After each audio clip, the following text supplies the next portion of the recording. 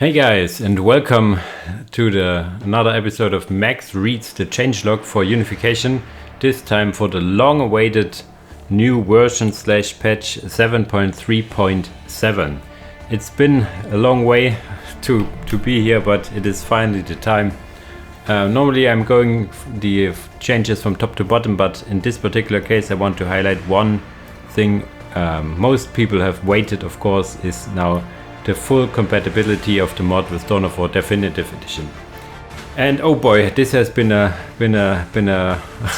quite a travel, quite a journey to be able to say that, because the transition for the mods were all but seamless. Relic said it would be seamless, but heck no, it wasn't. Firstly, the UI stuff, then the different stuff with safe games and infiltrated units, some model issues, and of course the maps with the fog reveal and everything. It has been a big chunk of work for the whole team, of course. I'm not going to name any in particular, because it was again a very big team effort here. Everybody has taken his part to make this possible. Okay, but let us start now from top to bottom. Just a quick history lesson, maybe. No, this patch started out as it should have been like out in the summer-ish, and was planned to be a balance / bug fix thing. That the idea was to release it before then hosting another tournament. But then the Definitive Edition happened, and this got all postponed to just basically now. Let's hope that it is Relic is not doing some more weird stuff with their patches, so we can have a stable version, so that we can finally have another tournament. But okay, that's why we have also not just the compatibility, but a lot of stuff in terms of balance and bug fixes. And you have seen also in the announcement, if you're on the Discord, that there has been also quite a few new units being added as well. Okay, but enough pre-talk, let's talk about the factions. Adeptus Mechanicus. We have these guitar grenade launchers. They require now listening posts and are a bit cheaper. So this is that they are now less all-inni and take a bit time to set up, similar to other factions where you need an armory and stuff like that. For the Adeptus, it's now the listening post, and it's a bit cheaper. So this was also one of the community ideas. So you will see a lot of community ideas here, but also some ideas that the testers and I have come up with. Praetorians should now engage their enemies properly with their sniper rifles, so this was a bug. And 5 new news attacks to courtesy to Archotechna, so some more AMA music, always welcomed. For the Blood Angels, we have some visual fixes for the machine bastions, and we have a new ability for the Assault Rhino, which now can use the Rampage ability, so the Assault Rhino finally makes his name proud, you could say. And this is something you will also see around the mod a bit, that some of the relatively old voiceovers are being remastered, like the factions and the models has been remastered. This also is now time for the Blood Angels. I always be a bit sad about the what is it called, the builder unit. I really like the old, very monotone, I'm gonna do that voiceover. But okay, Mephiston also got a facial facelift, nice word.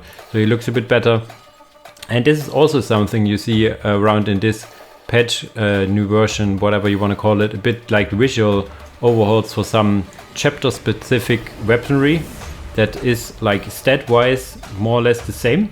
Like the tactical plasma gun is now Apollo pattern. The plasma gun is exclusively by the Blood Angels. This is still stat-wise the same plasma gun, but as you see, it's the chapter-specific weaponry now showing on the models, which, overall gives you a lot more, how is it called, immersion and stuff like that. You can play the chapter a bit more like it used to be, and have it looking more distinct over the other, in this term, the Space Marines.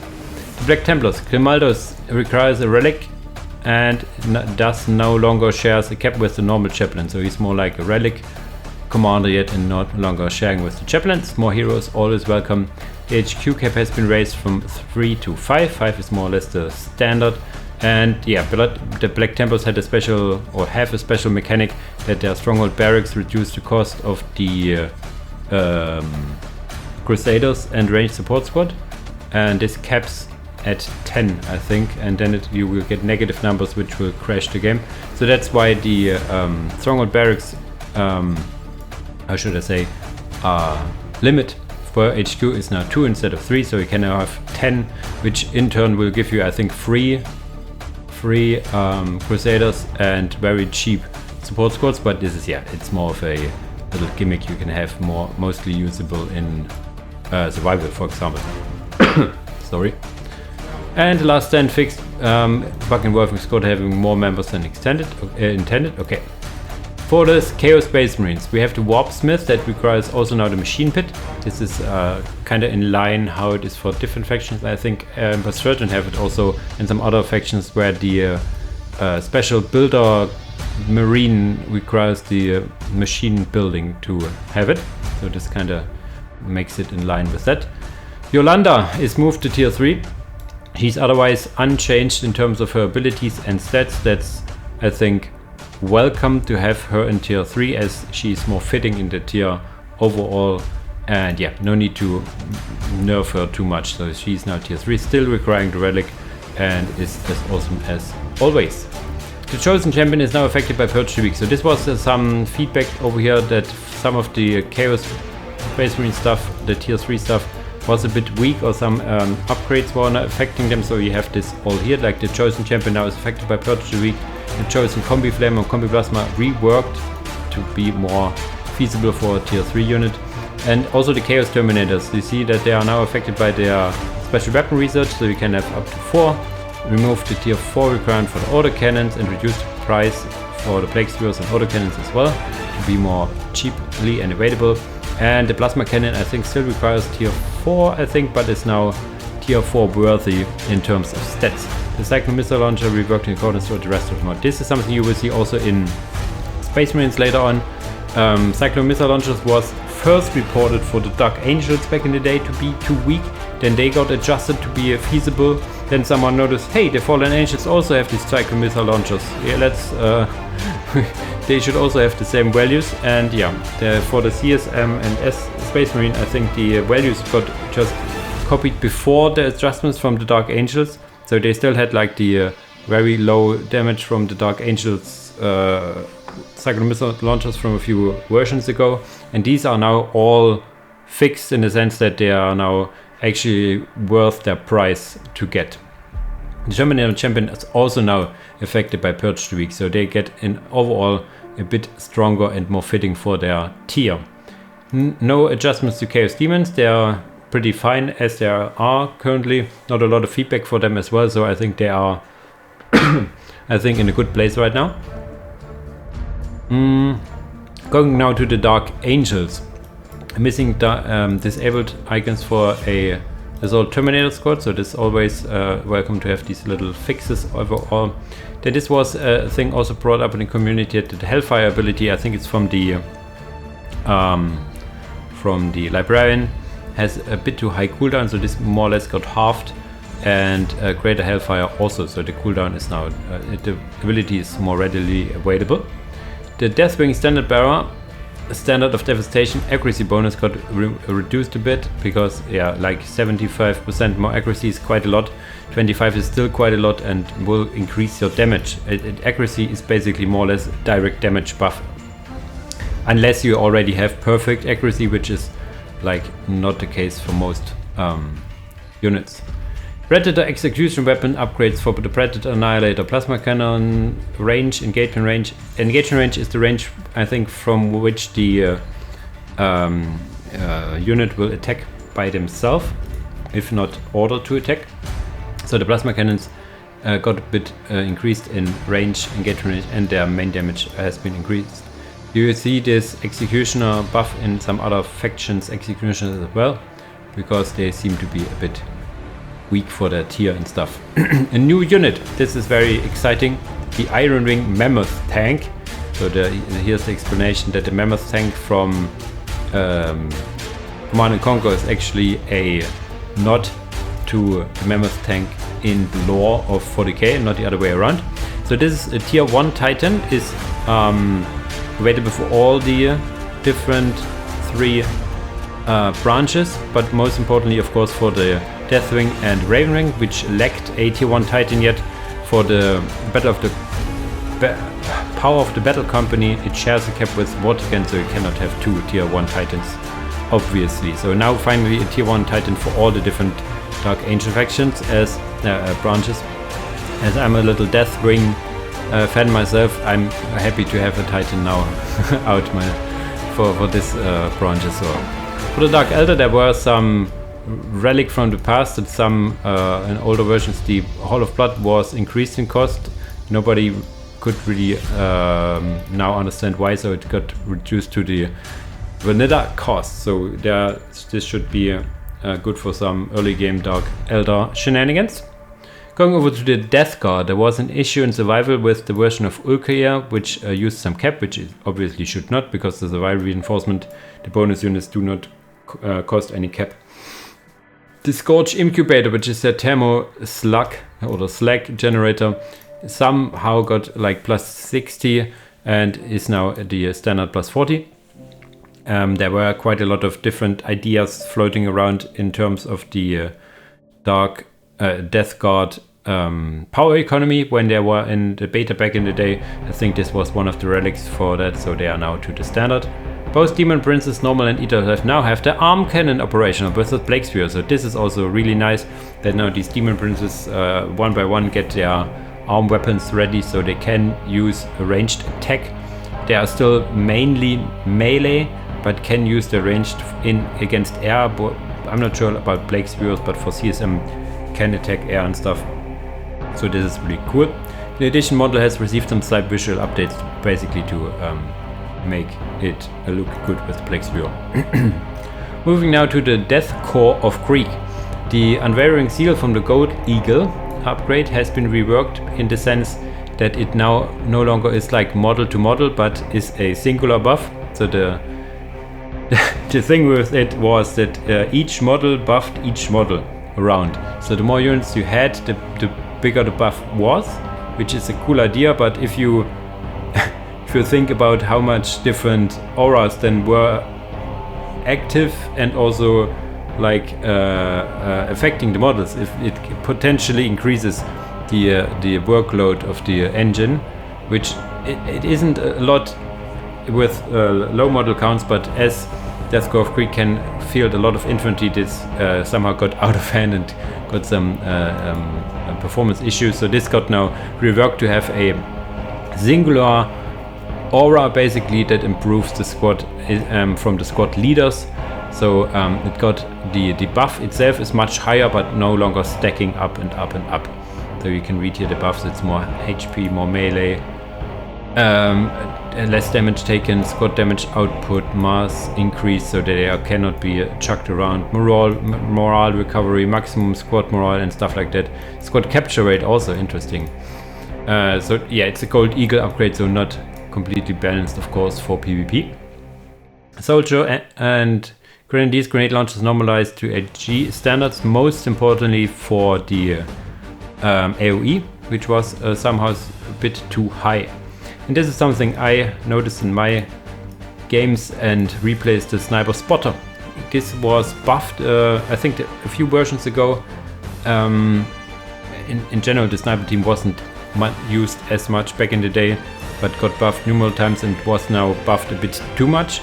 I saw it in a game where like Dark Angel snipers couldn't infiltrate it, couldn't fire because the spotter spotted them, so even longer than the sniper range. So this now got changed in the sense that the illumination flare that the spotter can throw has now a lower detection range, more like the HQ scanner, 15. Illumination flare cooldown increase, so you cannot just use it over and over as quickly again, so you need to be a bit more mindful.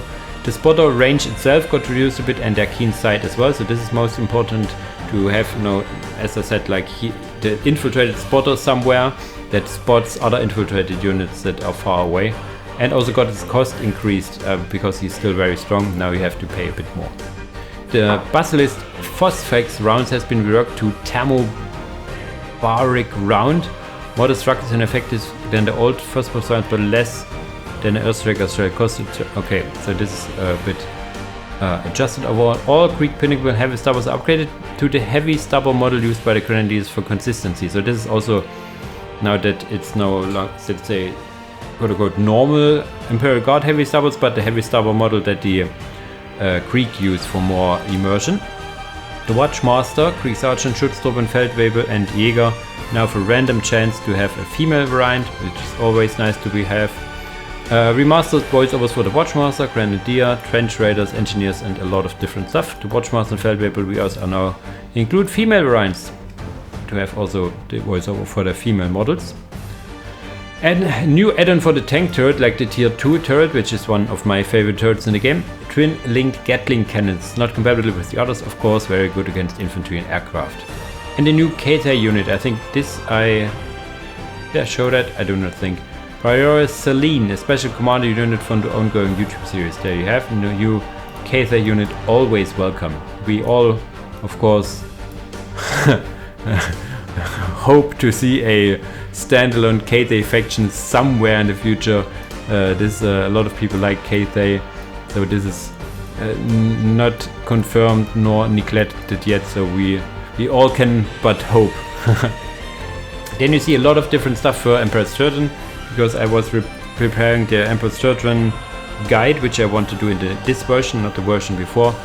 So there was quite a different stuff that I noticed that I brought up.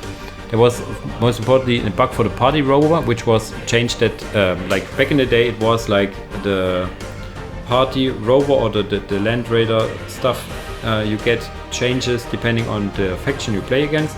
This has now changed that the party rover now has add-ons you can just purchase, similar to how, let's say, the Salamanders Predator. And one was not showing up as the UI for get out of the extra menu was overlapping with the position of the icon. So this has now changed. We can now get both the add-ons, of course. Sorry. The warp turbine power gift for the basically the generators has been increased. This is now like the rate of power it gets per second is now also the same to, let's say, the power gift of a normal generator is now the same. So I explained this horribly. Let's getting some numbers. A normal generator gives you plus 10 power income and gives you 50 power gift.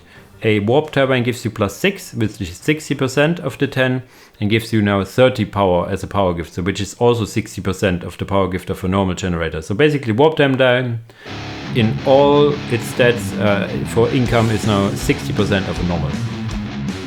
A pick icon for the Divine Knight, which is nice. Razorback kept reduced from 4 to 3. This is in line with the Razorback normalization of the last version, or second to last version, something like that.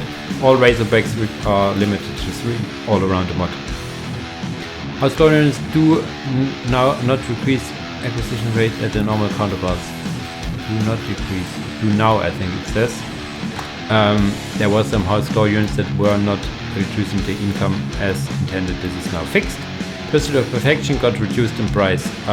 You will look at it and say, oh, this is mostly because the Pursuit of Perfection is a must to building in tier 1 to get to tier 2, and does not offer you a lot in tier 1. It offers you stuff but not too much, so this got now reduced, so you can now have a more quicker tier 2 with this. Pleasure Cultist special attack throwback reduced considerably. This was something a lot of people let's say complained or noticed, that these very slim Pleasure Cultists could knock down power armored units quite a lot, so they have still some knockback but not as much, so they can still knock around cultists but not as much the tougher models. Smoke launcher research has been moved to the Pursuit of Perfection. This is something we see quite a lot in the mod because the machine buildings are pretty full with units, so this mostly got for a lot of factions got moved to the armory slash in this Pursuit of Perfection in this case. The Demon Prince, symbol of Slanesh aura, now requires the symbol of Slanesh research, which is also in line with, let's say, the Chaos Space Marine Demon Prince, which only gets the upgrade, the damage buff, if you get the upgrade for the standard Chaos Commander. So basically the Demon Prince does not get it for free. Mirael, Lucius and Fulcrum bombardment abilities no longer require cost. Also something we have seen in the past in various factions, that these bombardment abilities did not get their cost removed. Only like very strong abilities will now cost stuff. The Keeper Secrets, a low ability, no longer costs some power. It was only a small token power cost, so might as well remove it. More Deception results cost reduced to, yeah, they were pretty high. You can see it pretty high for what it does. Inferno cannon upgrade for the Sonic Dreadnought. The Sonic Dreadnought no longer requires a critical point. There were some of these like relic slash critical point requirements in some weaponry that got now removed slash changed. You will see this now in the thing below. The Land Gifter, which is the artillery land raider, which has a very nice voiceover, is now no longer House Claw exclusive. This was basically a bug,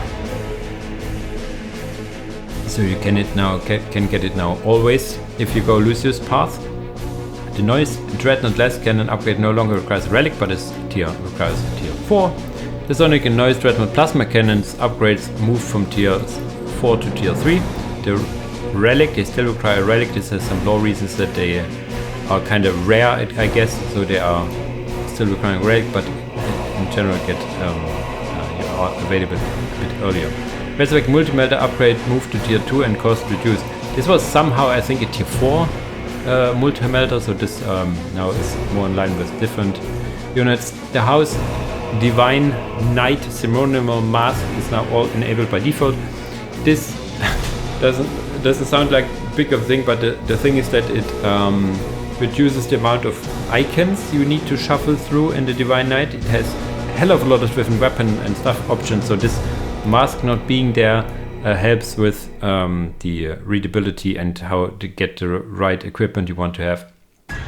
This one is really nice. The Avatar of Slanesh no longer forced to be used once per battle, as it is the analog of the Primarch for the Mirael path. So the Avatar of Slanesh was like buffed in stats to be more of a Primarch unit in the past versions. Now it's also no longer one time only as well. The Jetbike Las Cannon upgrades no longer require a relic, but are tier 4 instead. The Sisters of Excess Blastmaster upgrade moved to tier 3. This was because the Sisters of Excess have 2 different weapon options and both were available right away, and the Blastmaster is on paper the better weapon, so the second weapon was not being used. So if you want to give them a special weapon right away, you will use the upgrade they get, or you wait for tier 4 to get their very powerful Blastmaster. This one is really now more in line. The ability to summon the Doom Rider through the Cultist, basically their tier 4 Demon Prince kind of summoning, no longer requires a relic and resources, much like the regular possession. The requirements and costs are included in the research. You will see it over here. Somewhere it is. Here. The Flaming Wheels of his Chromium Steed. This is the summoning of the Doom Rider. Now costs as much as, let's say, a Bloodthirster, and it requires a relic, but then the summon does not require a relic and cost anymore, so this cost got now basically merged together and more straightforward.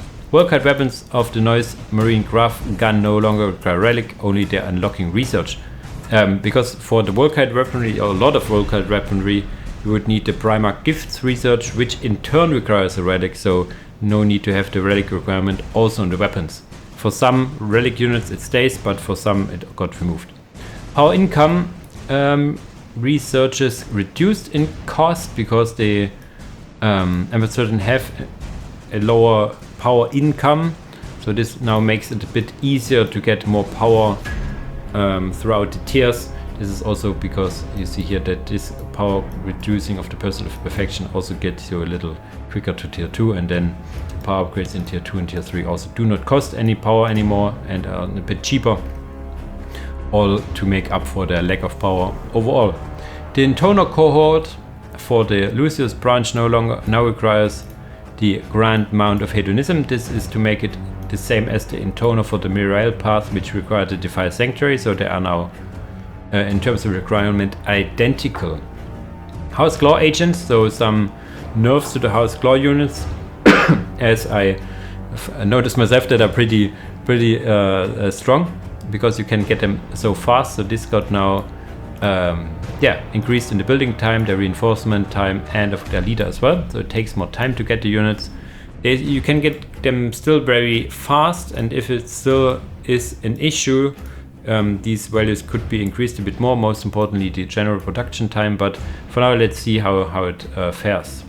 Reduce the support cost for the Sonic Warp Speeder because it's more like a land speeder from 2 to 1, so it makes more sense. The House Claw Sentinel autocannon and less cannon weaponry upgrades completely reworked. The plasma cannon no longer requires tier 4, so this is more to have their weapons in line with different models around. New models for the House Claw autogun and Hellgun, new icons for many Emperor's Certain units. Yeah, Emperor's Certain had was one of the last remaining factions that had some very old icons, so whenever I noticed some of the very old icons, I brought it up, and we have now cooler icons for some units. Drinking a bit in the meantime, Emperor Certain we have now gone through. Let's talk about Eldar. This is something Swooping Hawks. The Swooping Hawks for Eldar were very frail, and the Swooping Hawks for the Ynnari were very tanky, so this now got more or less normalized. So basically they meet in the middle. The Eldar Swooping Hawks get a bit tankier, and you will see later the Ynnari Swooping Hawks get a little more frail to have them like in the middle ground, because 250 per model is really low.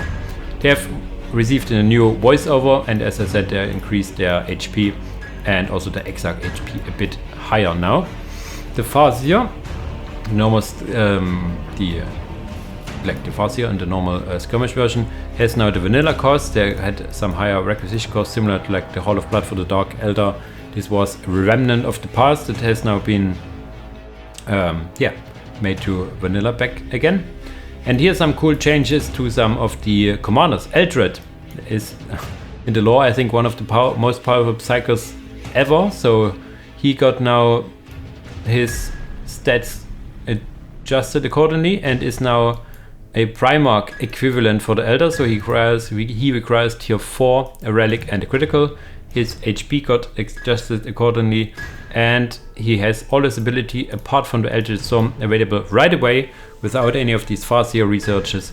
His health regeneration has been increased and costs has been adjusted also. So now we have more of a Primarch equivalent for the Eldar in Eldred, which is really nice.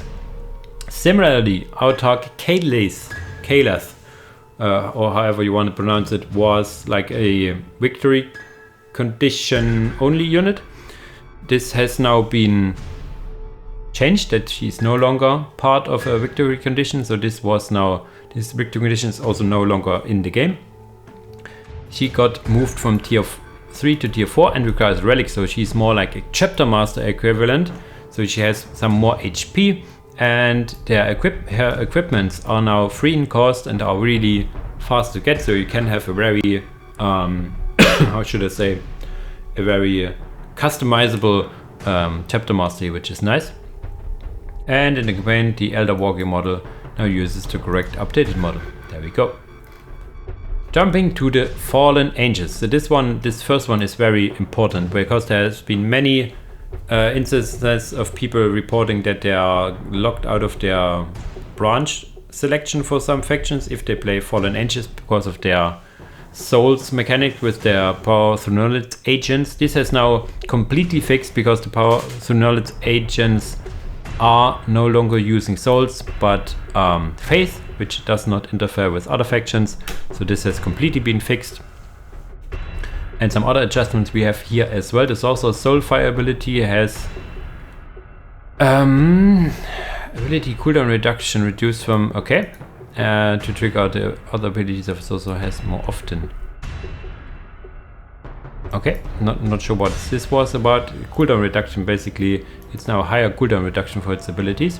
This one I rooted for because the Zealots are a very powerful unit and only costing 1 pop, so they are now also having a smaller squad size and also less swatchy weapons.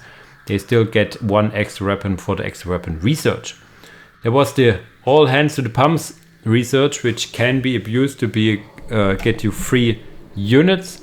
This is now kinda taken into consideration, so this now takes longer and it's a bit more expensive. And something that is not shown here, the Zealots you get from the basically the all hands to the pumps makes it that the listening post, the cantonment, which is their barracks, and anchorages spawn free Zealots.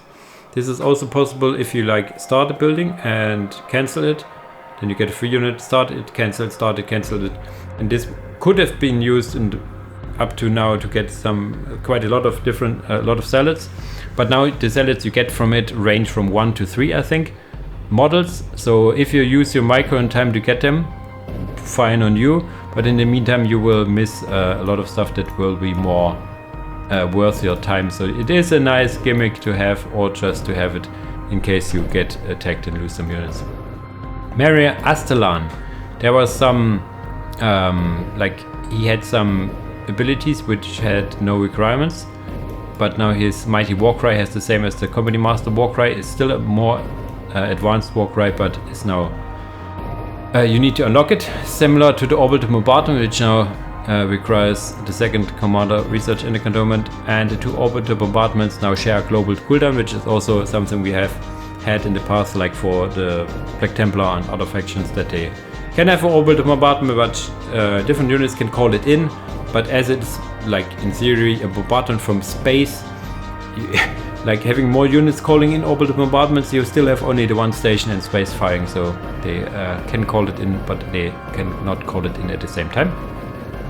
This is now also cool. The Icon of Sin and Knight Mordred have traded places. So the Knight Mordred is now a T1 Titan. It was already more or less in terms of strength a T1 Titan, but the Icon of Sin now got promotion to a tier 2 Titan, so it gets the buffs it gets are more significant, and the cost probably also got increased a bit. The final level of Bionics and Target Finders Research now have custom names. They were I didn't notice it for a long time, but they are like a 3rd level of Bionics and Target Finders, which require the Secret Relic. They have now different names to make it more feasible for the relic. Okay, jumping over to the Farsight Enclaves. There was a pink icon issue with the gun drone when it was attached to fix some team coloring bleeding bug with a heavy gun drone. Okay, decreased engagement range of the breachers. This you might say why? Because now the Fire Warrior Breacher Chasui no longer has a pulse rifle but a pulse breacher shotgun similar to the units of the squad itself. The damage and knockback is the same, but it fires a bit faster, so you can have more damage and more knockback from the Sergeant, or Chasui, I'm sorry. So this now makes it better to play around with if you are not microing like super perfect. Now you can, the units will move in and fire all instead of the just the Chasui firing from afar. Any leftover Tower species model that dropped red blood instead of blue are now changed, so we have the blue blood all around. Starflare, the Guerwesa Thunderbolt fighter, moved from tier 4 to tier 3, which I like. If you played with the Guerwesa victory condition, you can have it a bit earlier. This is also something to make the Farsight Enclaves a bit more straightforward. The Waveband researches are no longer there. Now summon the Enclaves Orca dropship cooldown modifier is attached to the tiering research, so if you tier up you can summon in the commander Orcas more quickly instead of just having another upgrade. The rest of the Enclaves abilities are now directly unlocked. There were some abilities for the commanders that required the Waveband researches, so this has all changed to require the tier up researches as well. So the idea is, as Farsight Enclave, you have to manage so many different cooldowns and stuff. So having another research, which is pretty much mandatory to get as soon as you tech up, this has been removed. This also makes the tiering transition a bit more smoothly, I think, and as I said, makes it to play the faction a bit more easy all around. Moving to the Harlequins, the ongoing battle to make their jet bikes balance is now it's baby steps, but it's important to don't make them useless. They have been nerfed quite a bit in the past, are still very strong. Now their maximum range has been decreased to make it more easy to catch them, basically. Let's see if they are now good. The hallucinogen grenades now target and affect both demon armor types, which makes sense. Demons can also get hallucinated. This was a thing for a lot of different, let's say, also commander abilities, like target acquired for the Tau or the Stinger for the Dark Eldar, which in vanilla only could target infantry. But as in Unification you have a lot more units that have demon armor, let's say Chaos Demons. This was adjusted so you can also target demons now, which for the most abilities of course makes sense to have. Restored the troop weapon functionality of the Venom. The Venom more or less acts like, you have it as a chimera, so the more if you load in units it can fire. This was started to be coded and then left, so this has now been coded completely, so you now have a Venom with firing abilities. This kind of makes sense as the Venom itself is very fast and can jump, but the main weapon at the front is relatively weak. So now you have it, you can have it as a troop carrier that also can fire if there are troops inside, so increasing its damage output a bit as well. Rework the name of all the tier researches to be more, I think, how should I say, thematic. Jumping over to the Daemon Hunters. Fix the issue with the Storm Raven and Sword Cannons. Okay, Bodyguard Plasma Guns reworked to be stronger. Just the appropriate to combat role as the unit they belong to. For summer, I think the issue was that the Bodyguard Plasma Guns were weaker than the Stormtrooper Plasma Guns for some reason, so this is now fixed.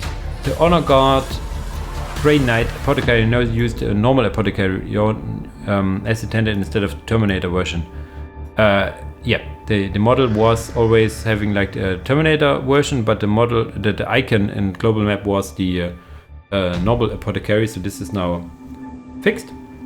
New unit, the God's Bane, a relic Baneblade that counts as your tier 1 Titan for the Inquisition branch for the Demon Hunters. For the tier 1 Titan for the Grey Knights is the Dread Knight. Now also the Inquisition has a tier 1 Titan. The tier 2 Titan for both is of course the Psy Titan still, so nice to have some Titan unit for the Inquisition as well. Fixed an issue with Lord Garritas Holy Light. It now works as a standard, melee charge increased and now has signature Power X instead of the Thunderhammer, and rides Gold Chi as his steed. So the Lord Garritas, I'm not sure if you played Warcraft 3 you will know the nod here, so it now plays and looks a bit more like the Garritas from that game. It's a Gold Eagle unit for some funsies, of course. Imperial Guard. There you have some stuff for the Chimera, because you could get like the Chimerex and Chimerdon upgrade in tier 3, but they are like super expensive for what you get. If you pay this price you would normally get in tier 3 different stuff. So this is now cheaper and got a slight buff against aircraft, so the Chimerex is more of an AA unit as well. And if you want to get a battle cannon you now need to wait to tier 4, but you can have like really let's say cheap battle cannons from Chimeras, which is nice. The twin Punisher cannons add-on from the heavy bolter turret now causes minor suppression, something you will see a bit later also for these kind of Punisher weapons to have some suppression. Some gold dealing stuff has been added, like the Medusa can now upgrade to the Medusa Urban Assault Kit, allowing him to fire faster for a short duration of time. The Tetsudo Honey Badger has been remodeled into the Pegasus command vehicle to be more of a, like say, command unit that is limited to 1, I think. In addition, has received a new voiceover. The Hell's Sword has been named to the cannon's name Bayonet. I'm not sure what about cannon names and whatever, but there you go. And General Stern rework now comes with his own global range buff and special airstrike. Nice. New models for the Cadian Longless and Autogun. Okay, new unit. Inquisitor Toth arrives. He can be trained / deep strike from the Tactica, acts as your anti-demon, attaching commander with various passive. His Uber reinforcement Rhino survival has been removed, so you do not have multiple Toth in the campaign. He is rewarded as part of the Honor Guard, so he is not be able to be built, but you get him as an Honor Guard. I think it's tier 3, so the tier 3 infantry stuff for Imperial Guard is a bit cooler now. And who doesn't like Toth? Let's be real. A new unit for the Castor Victorian Edition, the Elysian Rangers. You have seen it in the Discord, probably. They are summoned from a Valkyrie to be absolutely in, how should I say, as you would imagine them.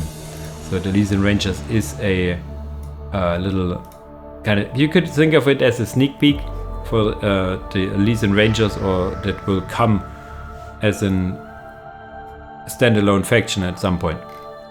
Okay, some Imperial Fists stuff. The name has been reduced to just Imperial Fists. I will still call them Imperial Fists Siege Vanguard because it just sounds nice. But of course, yeah, for in terms of readability in game, it's always nicer to have a more concise name. You see also now the Executioner adjustment / buff, which we also saw for the Dark Angels, and now explodes also quite big if you get around and destroy it. All land raiders can now transport the Siege Captain Alexandro and Pedro Cantor, basically a bug fix, you could say. HQ cap has now also been reduced, increased from 3 to 5. The tier 3 add-on got buffs to the Siege Marine Breachers. Now then you can have 5. This is no longer stackable and got instead moved to the tier 2 research as a one-time buff for 2 max squad members and 1 weapon upgrade, which is generally pretty nice, as the Breachers are no longer the one-man armies they are used to be a few versions ago. In version 6 basically, so it's nice to have them get a little buff in tier 2 now to make them more feasible in tier 2. The Aegis Wall defense got reduced in cost, still waiting to see it a bit more used. It's basically the power cost that got reduced over and over again. Let's see if finally this will be used. The Aegis Walls, if you did not know, also grant a defensive aura around them, so this is not just for the looks and some blockers, it also has the benefit of this. The Siege Generator power gift increased. This is kind of to make up for that the Siege Generator does not give you power gifts for its different add-ons, like you only get 1 power gift at the start and then no longer. Other factions get a power gift for every generator, so this is kind of to make up for it a bit.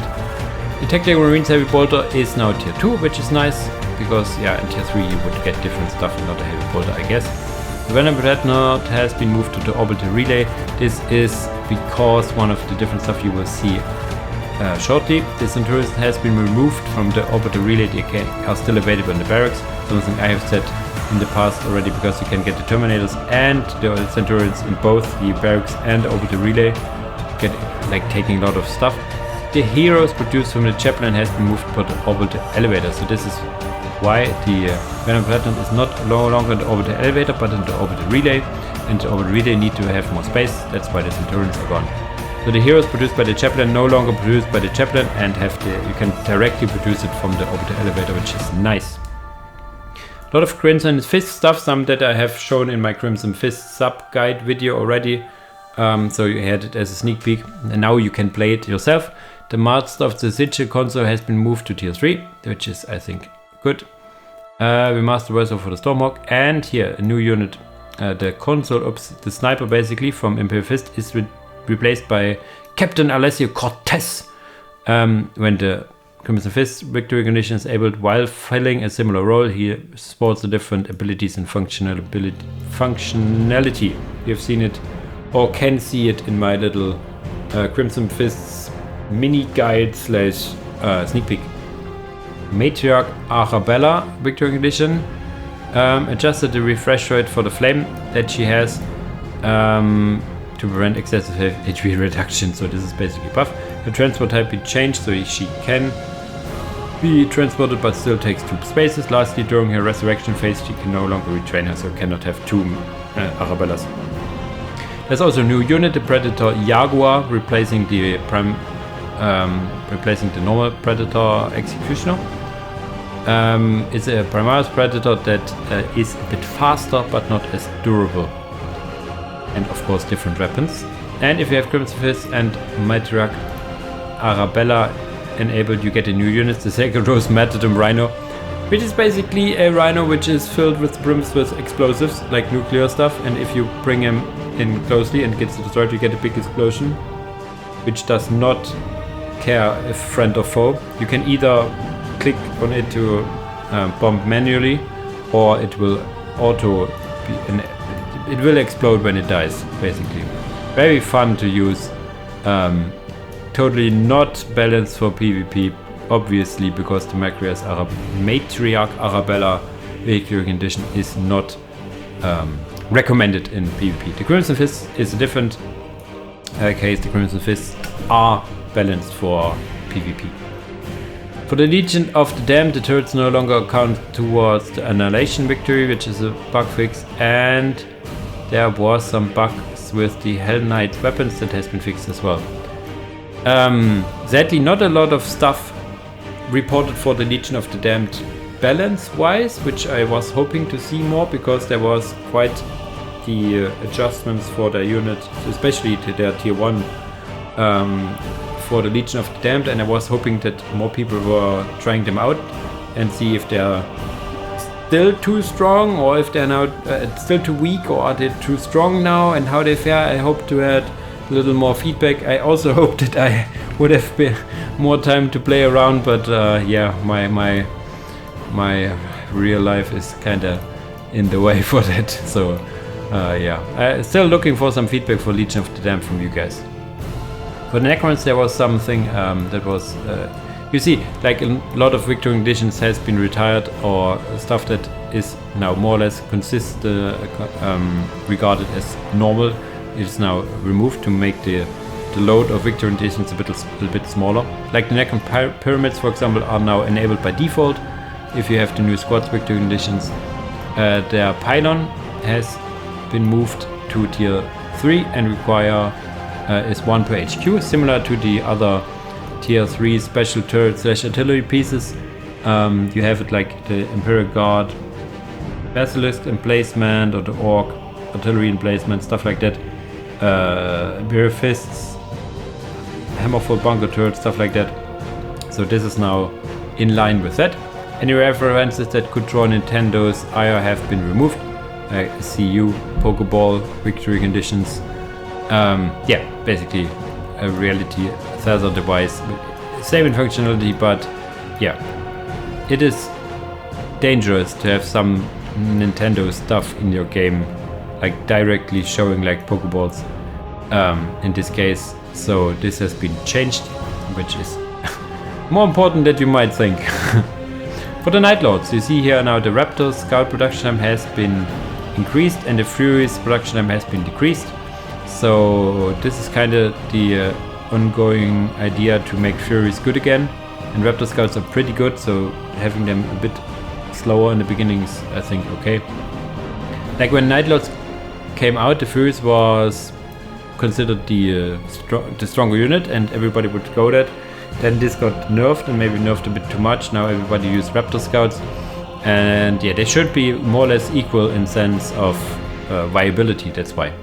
Blind Panic grenades no longer have a global cooldown. This is an idea. It was decided in the beginning that the Blind Panic should have a global cooldown, but yeah, it got re-evaluated, you could say, to, let's say, the Star 8 out without a global cooldown. If it turns out to be too strong now, this can be always be re-rolled, but I think it is a good change. Fix the bug with the improved Scout Chainsaw resource is now Raptor Scouts improved wargear. There was some, not sure what the bug was, but it was yeah, found out and fixed. The Havoc Claw initial weapon, max weapon stuff reduced from 4 to 2, and you need to have a weapon increase research, which is more in line like different Havoc units that you, like the Havocs for the Night Lords, you could immediately have all the models with a special weapon. Now you need to get the research, which is fair, I think. Fix the bug with the Terror Claw, plasma gun, pens with buildings. Fix the bug with that could have an Predator cause a crash detector. Crash to desktop, which is also important to fix this kind of stuff. Added a more UCS line for the Hell Talon to they no longer have added a more accurate UCS line for the Hell Talon as they no longer have biotoxin bombs. Okay, remastered voiceover for the Talonmaster. And the Demon Prince, X-Master Demon Prince now has also a arm gun, like the different Demon Princes all around. For the Orks, there's just a similar one, a new voiceover for the Battle Wagon, different from the Praetorian Guard version. There you have it, different, it is more or less quote-unquote the same units in different factions, should have different voiceovers to make them more unique, and there you have it. Speaking of Praetorian Guard, there you go, all structures now grant the correct corresponding build radius, which is nice to have. Fix the bug with the Storm Hammer battle cannons not dealing the appropriate damage to vehicles, also nice to have. And Grenadiers can be upgraded with Heavy Stubbers, max 1 per SWAT, replaces the long last upgrade to prevent overlap with the corresponding upgrade from the Ephrael. So Ephrael Stern are the snipers, and they are more like the more or less regular Grenadiers. Updated the Scar list with all missing entities for add-on. Okay, so there was some Scar stuff missing. All Praetorian Guard tank Heavy Stubbers now have the custom model exclusive to them, so you recognize something from the Death Core of Krieg. Every commanders now start with a plasma gun by default to be more fitting with their weapon damage profile and commander nature. There you go, this sniper rifle has received a new model as well. Due to the Dawn of War definitive Ryan to repair all Praetorian infantry models, many of them had got some visual updates. This was one of the latest stuff that Relic managed to break. So this got fixed, and in the process the Praetorian Guard has now some cooler models as well. Grenadiers now have a custom Hellgun model, not a standard less gun. Also some, as I said, custom stuff for the chapter / guard branch. Regiment, I think it's called for them, to make them more unique overall. Okay, quite a lot of stuff for the Renegade Guard over here, but good stuff all around. Trust me. The Dark Secretary now have HP buff, so they are more tanky, and their reinforcement time has been reduced a bit, and their Secretary Alpha now heals himself and his squad, so he repairs it basically and has some more HP. We worked Archaon spawn code, so there was some bugs with Archaon not showing up basically, so this is now completely fixed. The Daimyo Phoenix could revive, this is now a little more rare to be more fair. Revolutionary Volunteer Missile Launcher got nerfed a bit because it's like these volunteers are no real soldiers, so that's now more shown in the weapon as well. They need more time to reload, they are less accurate, and also the satellite target resolution damage increase got reduced a bit. Giving them around maximum range of so their range got reduced a bit and stuff like that. Expanded weapon cages damage boost also reduced, so they take longer to fire, are less accurate, cannot fire as far, and do not deal as much damage with the upgrade, so in overall a nerf. The MP effect from the Shogun's Shadow's Damocles is now 20 seconds instead of 30 seconds, but can now affect buildings as well, which was intended. So it's now shorter duration but with more utility. The Ballista Maidens, now a slow idea to get them viable again, because I think they got a bit over nerfed, so they are now a bit cheaper in terms of power, otherwise unchanged. This one here is important. with one of the other things that come later. Renegade Guard Magister, basically command squad, you can call it. The ability you could use the Magister's Gaze, which makes the unit like unbreakable and stuff, if I remember correctly. Has now a way longer cooldown, so you cannot use it as freely, so you need to use it as when you really need it, basically. Plasma Champions Plasma pistols can now shoot air, which is important. The Tesla coil reactor cost reduced. This is for the Renegade, for the Tekan Shogunate. The thing is, with the Tekan Shogunate, they have to use quite a lot of resources to get them going in tier 1.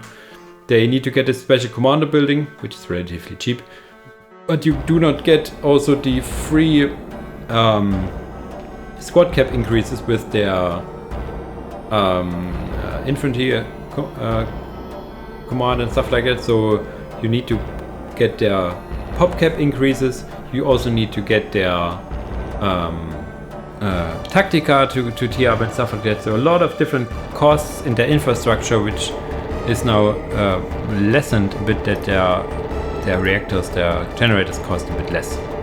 Remove the cap of 6 for the tsunami tanks. In addition, their support cap reduced a bit because they're relatively they're not dealing a lot of damage, so they're also now a bit less expensive in terms of support cap.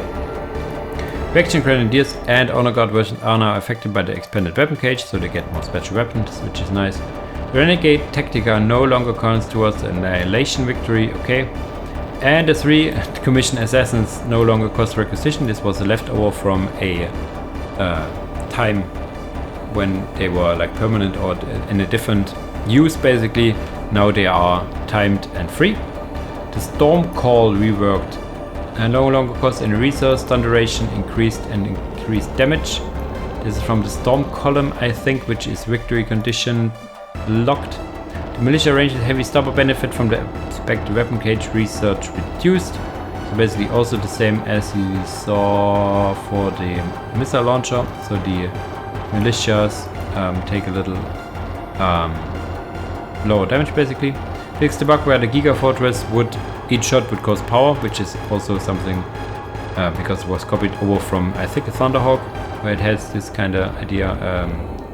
Now it's no longer doing that. The Mobian Scap Gunners now can be upgraded with a Scap Radio Operator, which is their squad leader, so they can now have a squad leader. New auto gun, proper Rex pattern and last gun models for the Russian militia. Also some more immersion with the more fitting models. Same here, all heavy stoppers used by Rexon vehicle gunners now has the same model, which is really nice. Exception is the Blood Pact Testudo, which is because it's not made by Rex, it's from the Blood Pact. Only Ogrins have a more shield, so they are now more durable, which is very much needed for those guys because they die relatively quickly and they have a shield, so why not give them a little more damage resistance buff. The Shakun Coast Salamander tank Honor Guard is replaced with a squad of permanent Tri Commission assassins. So this is something I was asking for because I really like the Tri Commission assassins, and having them only timed for a summon kind of felt a bit sad for this nice model. So now you can get it in campaign to have a permanent for those, which I really like. There was a bug with the internal Shogun's demonic strength ability, which did not allow it to activate properly, so fixed. New model for the Stalker Alpha Sniper, which is now a regular sniper and not a long last. Kuchukan now can get a standard barrel, which is nice. Also for their last stand version. Always nice to have more standard barrels and stuff around. The Shogun's Shadows can now additionally upgrade it with a Cryo Legionnaire. As the name suggests, carries a heavy cryo cannon, reducing the armor of enemies. Really nice, because I really like the Shogun's Shadows overall. These are the units for Tekan Shogunate, which get enabled in tier 3 if you choose Noble.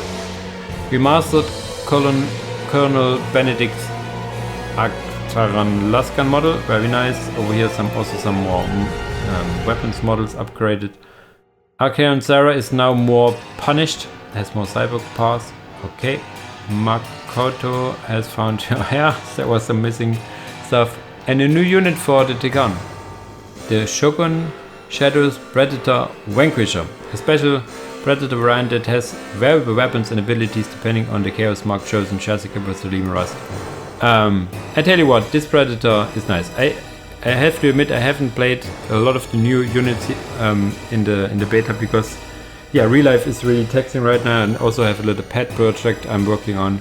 But it gets different weapons and abilities depending on the mark you choose, and I have read through the different mark bonus, and I felt like a kid in the toy store was like, I want to have them all, but have to choose. So now, so this is a really nice unit.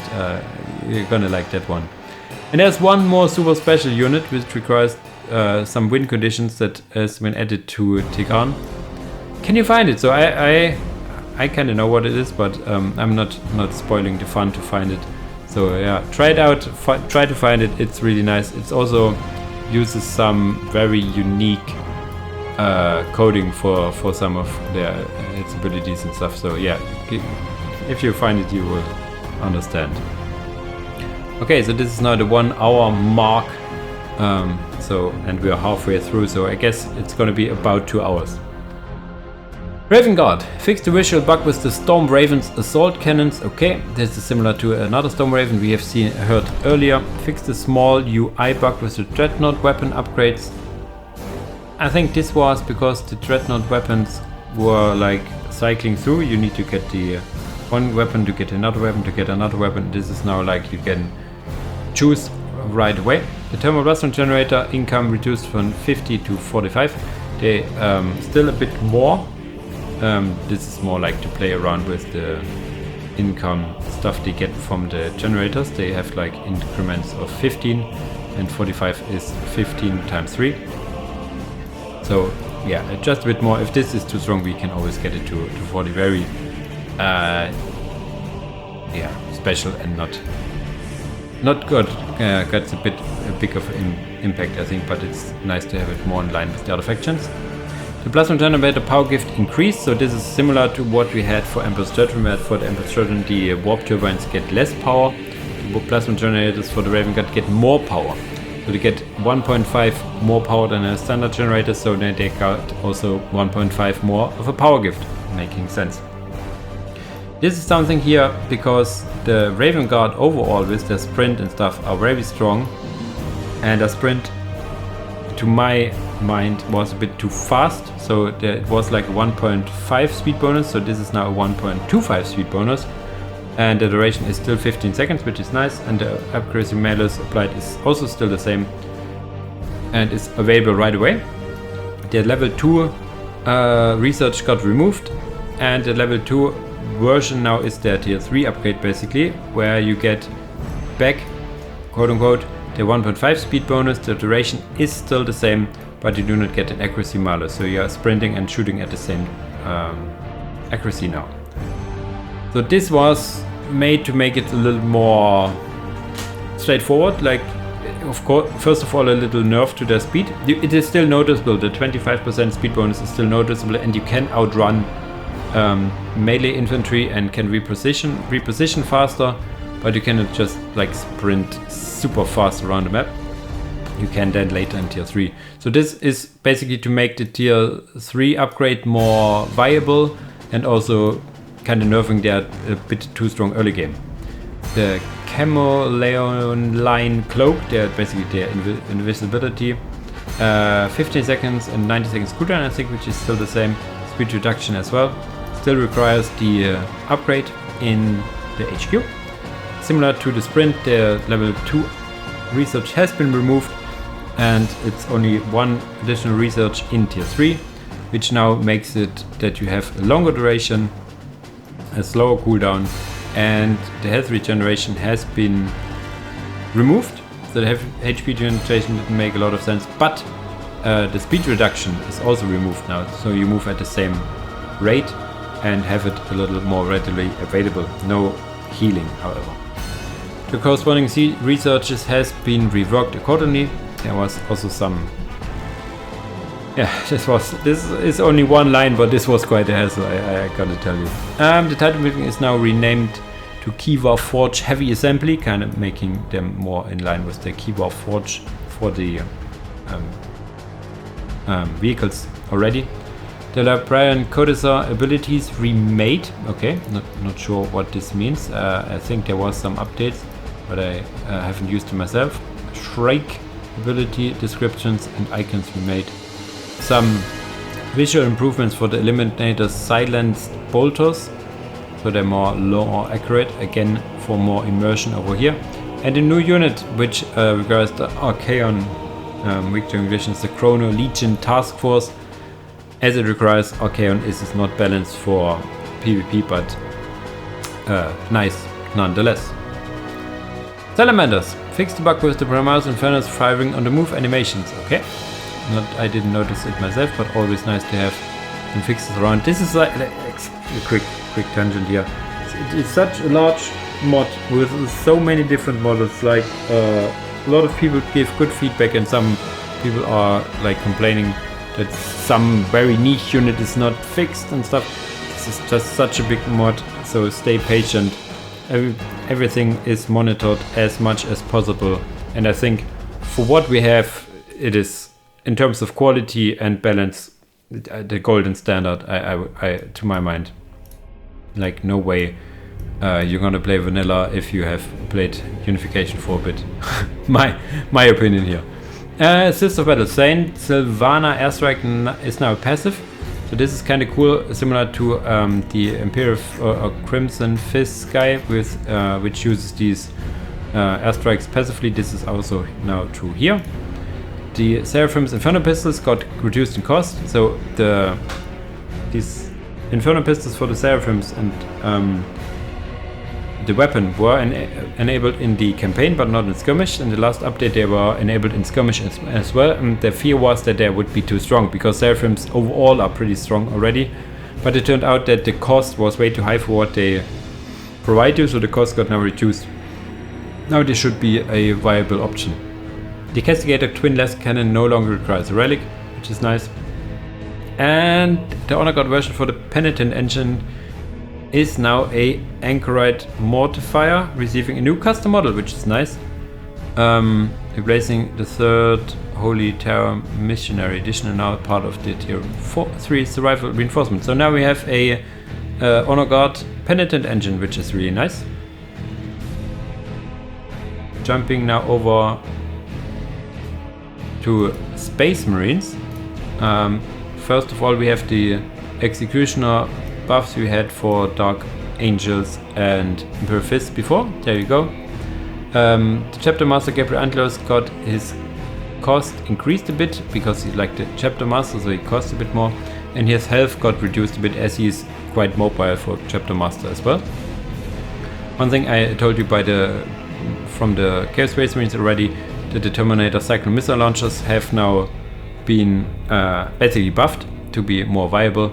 New voiceover for the Sturgon Marines, always nice to have. Campaign survival reinforcements. The Grey Knight Justicar Strike Squad can now upgrade the teleporters through personal teleporters. Oh, nice. They can now teleport. New win condition.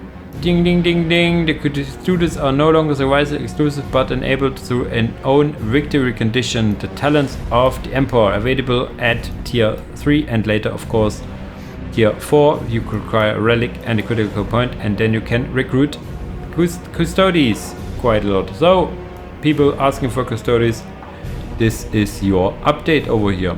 In detail, Survival Uber reinforcement is now only the Land Raider Phobos, no longer having some Custodes. The previous Custodes reinforcements are now available to train normally through this building. Is it set over here? Available owning relic recruiting Custodes. New Custodes units added to Space Marines. It's like the two Custodes we already had. Now we get new ones. We get and we had like the Predator, I think, and the two infantry. Now we have new units like the Custodes Argamatus Jet Bike, the Zakitaram Guard, who can be upgraded with the Rex, Imperial Artisan, the Custodes Graf Rhino, Venerable Dreadnought, Hikanatos, Dorian, a hero, and Sisters of Silence. The Sisters of Silence for the Sisters of Battle are still in the survival reinforcement, but they can also be trained now here as part of the Custodes victory conditions. We made some model over here, and the yeah, this is like they're remade to be more cool and be more in like in the lore and stuff, so also really nice to have. To be clear, this is important, like directly from, let's say, Keklu's notice here. To be clear, these are the last units added to the Custodes. I'm fulfilling a promise I made you. This is not a hint to a full Custodes race, nor more will be added. If anything, me making freely available is more a final thing. I hope you enjoyed them nonetheless. What is that in FAQ replies? So, people asking for a Custodes faction, it's like if you would make them somewhat similar how they should be made in terms of their power, it would be a total nightmare to balance and would be absolutely no fun to play as or against depending on how you balance them. So the Custodes are their super soldiers over here. You can get them in your PvE experience and shred the Xenos as you would like it, or the heretics. So I really like the models, and I'm gonna make a challenge run at some point where I try to get only the Custodes.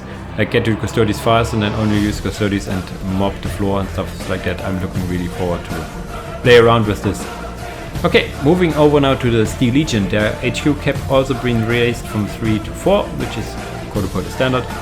Fix the bug with the hull plasma cannon for the Lehman Ross Executioner is now displayed correctly. Tyranid Toad less cannon, max range reduced a bit, it was a bit too high in range. Its damage decreased slightly, more in line with the Imperial Guard missile turret now, so it's no longer as good as the anti-vehicle option. It was a bit too strong, to be honest. The Bulgarians now have a small shield aura, but they already had the shields. Now they have also a working shield, in a sense similar to the Oni Okrins we had earlier.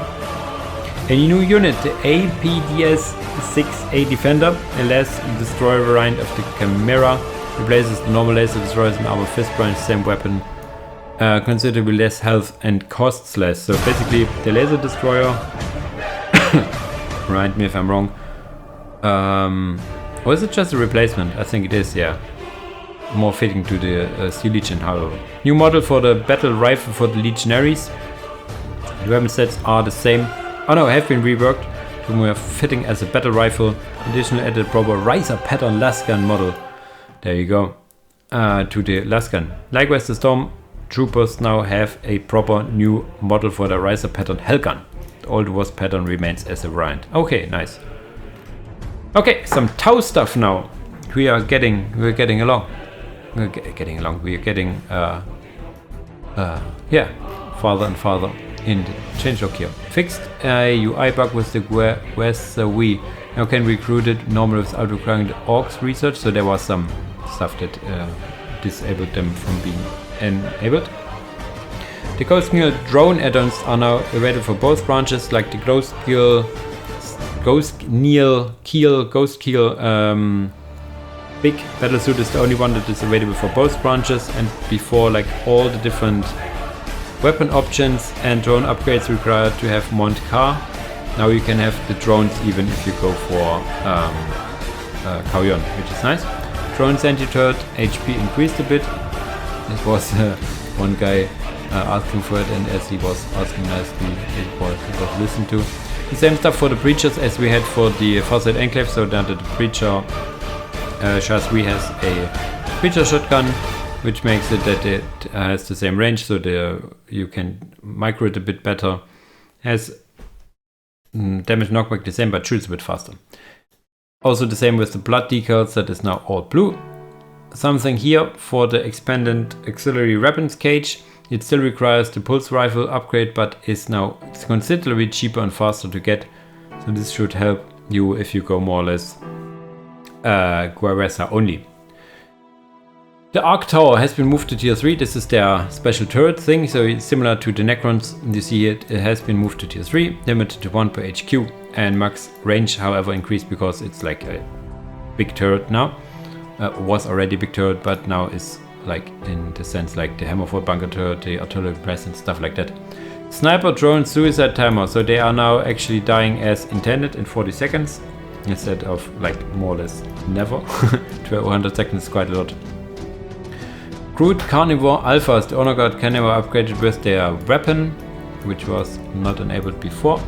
Auxiliary Recruitment Center HP reduced to 2000, so this is like the one last thing that made the Auxiliary Center different from the Barracks. The Barracks had 2k HP, the Auxiliary Center 2.5, so this got now changed to the 2000, so they are now pretty much the same in terms of cost and HP and whatnot, so you have a true split branch.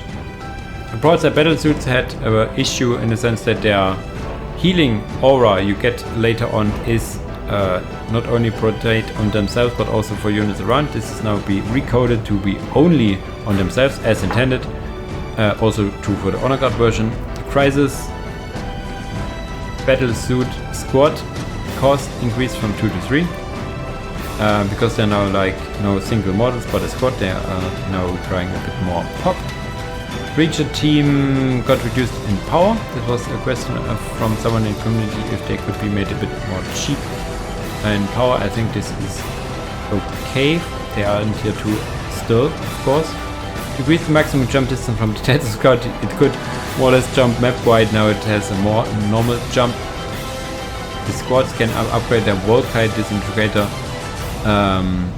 Yeah, more Volkite for Marines. Nice. Survival tier 3 and 4 reinforcement have switched places. The squads and Gewässer are tier 3 and some crisis battlesuits is tier 4. The Graf jetpacks, improved Graf drive reactors and expanded auxiliary weapon cage resources are now granted by default in the Forgotten Isles missile, which is also nice.